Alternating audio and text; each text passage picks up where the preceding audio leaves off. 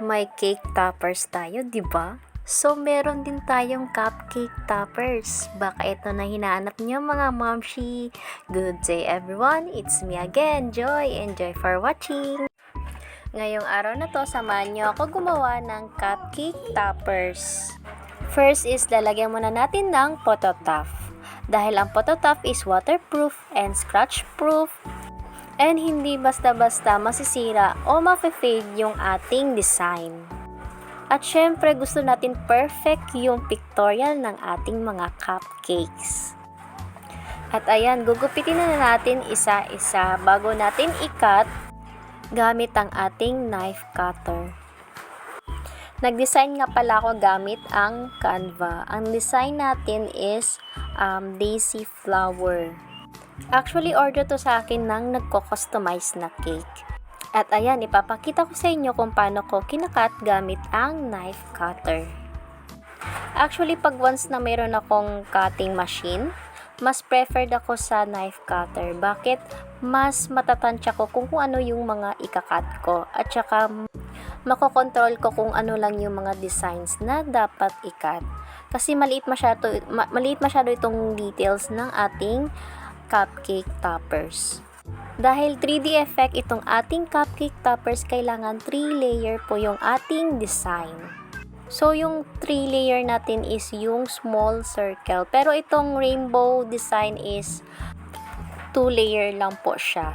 Actually, nakadepende naman din sa design kung sa tingin nyo na attractive na yung design nyo. And that's enough. Depende na lang sa design nyo. Bali, 12 pieces yung order ni Madam, pero 6 designs lang yung gagawin natin. So, sasampulan ko lang kayo kung paano natin ipag-combine yung mga designs. And then, ipa-fast forward na lang natin para mabilis ang ating tutorial. Sa mga gustong umorder, yes, pwede po natin ilagay sa ibabaw ng cupcake natin ang pictures ng baby nyo or any details na gusto nyo. Pwede rin name, cartoon characters, nakadepende po tayo sa design nyo. And actually, free layout po tayo sa ating cupcake toppers. Pero depende na lang po kung mayroon kayong extra na ipapadesign like face swap. Ganyan, medyo mabigat na kasi na layout yon. So, kailangan tayo mag-a-additional. Sa mga nagtatanong ng presyo, please follow our Facebook page, our business page, Stand Up Store. Ilalagay ko po ang link sa comment section. At ayan, ito na lahat. Na-combine ko na po lahat. Bali, papakita ko sa inyo yung 3D effect niya. Then, ang next step sa ating tutorial is lalagyan na natin ng toothpick.